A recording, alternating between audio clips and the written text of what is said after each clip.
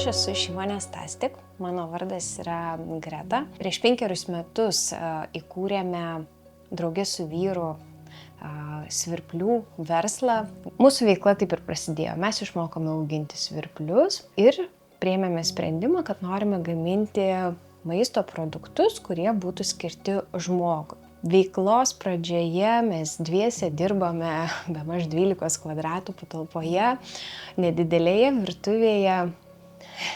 Vis viena, tai yra naujas nišinis produktas Lietuvoje, mes nežinojome, kaip seksis, bet labai greitai pajautėme susidomėjimą, kas paskatino mus ieškoti sprendimų, kaip galėtumėm plėsti savo gamybos apimtis.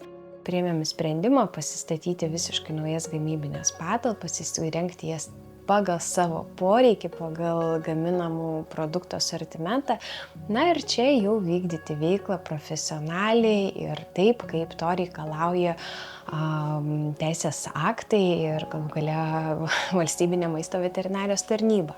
Pirmas tas poreikis mums turėti automatizuotus procesus, kurie pagreitintų mūsų darbą, tai yra tinkamai paruošti žaliavą. Tikrai jaučiame, kad gamybos apimtis didėja ir susidomėjimas auga, bet lygiai taip pat nenorime atsilikti nuo viso to ir norime kuo labiau optimizuoti savo darbą. Tas žaliavos paruošimas greitesniuoju būdu mums yra labai svarbus ir šitoje vietoje ieškome technologinių sprendimų.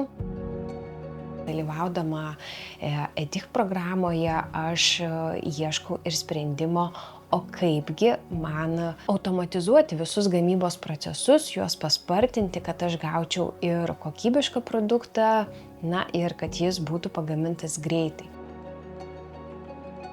Kada kalbame apie technologijų diegimą visoje maisto vertės grandinėje, yra labai svarbu pabrėžti, kad technologijų prieinamumas, finansavimo prieinamumas yra kylantis iššūkiai maisto vertės grandinėje. Todėl mes kaip Europinis skaitmeninių inovacijų centras prisidedame, konsultuojame, gelbėjame vidutinės ir mažas įmones ir padedame joms diegtis naujausias technologijas, padedame suprasti, kokių tų technologijų reikia.